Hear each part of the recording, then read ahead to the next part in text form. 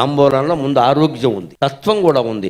తమలపాకు తరుణికి సంకేతం, తమలపాకు తరుణి. పోక చెక్క పురుషుడికి సంకేతం. తమలపాకులా ఉండాలి తరుణి అంటే లేతగా ఉండాలి. అన్నిటికీ రెచ్చిపోయి వీధిలోకి వచ్చాక నువ్వు తప్పుకో అని మొగుడిని గంటే కూడదు ఇక్కడ. అలా ఉంటే సంసారాలు నిలబడవు. తరుణి అంటే సూక్ష్మంగానే ఉండాలి, సున్నితంగానే ఉండాలి, కొంపలేం అంటుకుపోవు. పురుషుడు కొంచెం గట్టిగా ఉండాలంటే క్రూరంగా ఉండమని అర్థం కాదు. అంటే ఏదైనా సమస్య వస్తే నేను చూసుకుంటాను, కంగారు పడకు. ఎందుకంటే స్త్రీ శరీరం సున్నితం, మనస్సు ఇంకా సున్నితం, అన్ని తట్టుకోలేరు వాళ్ళు. అందుకే మీరు ఎమోషన్స్, భావోద్వేగాల విషయం ఎక్కువ స్త్రీలకు ఉంటాయి, మీరు గమనించండి. పురుషుల కంటే ఎక్కువ పురుషుడు కొన్ని తట్టుకుంటాడు. అందుకే పోక చెక్కలా ఉండాలి. మధ్యలో సున్నం ఏంటో తెలుసా?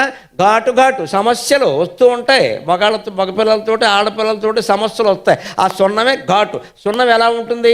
ఎక్కువ రాస్తే పొక్కిపోతుంది, తక్కువ రాస్తే పండదు. రాయవలసినంత రాయాలి, సమస్యలని చర్చించవలసినంత చర్చించాలి, వెంటనే చర్య తీసుకోవాలి. అప్పుడు సంసారం తాంబూలం పండినట్టే పండుతుంది ఖచ్చితంగా.